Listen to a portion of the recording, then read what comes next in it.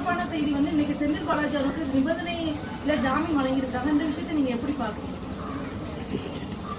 நம்ம நாட்டில் எது தங்கச்சி பரபரப்பு இல்லை. லட்டு பரபரப்பு, சிலேபி பரபரப்பு, அப்புறம் இது பஞ்சாமிர்தம் பரபரப்பு, அப்புறம் பிணை கிடைக்கிறது பரபரப்பு.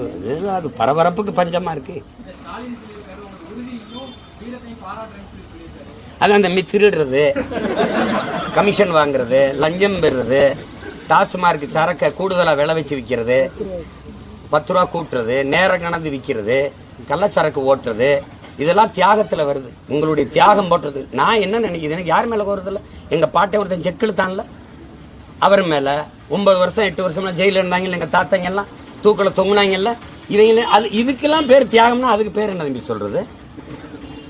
அதுக்கு பேர் என்ன சொல்றது? இந்த நாட்டில் மண்ணெல்லி விற்கிறது, மலை குடைஞ்சி விற்கிறது, இந்த என்ன செய்யறது, இந்த மாதிரி சாராயம் காய்ச்சிறது, இது பண்றது, இதெல்லாம் தியாகத்துல வருது. வீர தீர செயல்களில் பெருமை மிக்க செயல்ல வருது. இந்த வழக்கை உங்ககிட்ட கேட்கிற அண்ணன் மனச்சான்றோட பதில் சொல்லு. இந்த வழக்க போட்டது யார்? திமுக. நல்லா தெரியுதுல்ல, உள்ள வச்சது யார்?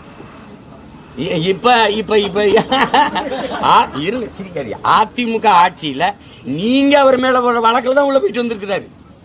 உள்ள போங்க, அப்புறம் வாங்க. இது என்னது? நீங்க அனுப்புனது நீங்க தான். இப்ப வருக வருக உங்க தீர செயல், வீர செயல் உங்க கட்சியில இருந்தா வீர தீர தியாகம் ஆயிரும். அடுத்த கட்சியில இருந்தா அது ஊழல் குற்றச்சாட்டாயிரும்.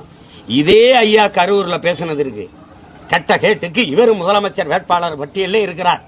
இந்த செந்தில் பாலாஜி செய்த ஊழல் தெரியுமா? என்ன அனுப்பிட்டா தம்பி உங்களுக்கு பகிரில ஐயா பேசுனது.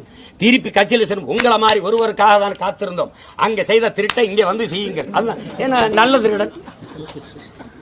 இதுல நீங்க எல்லாம் சொல்லணும். இத நீங்க அண்ணனே பேச வச்சுக்கிட்டு இருக்கீங்க.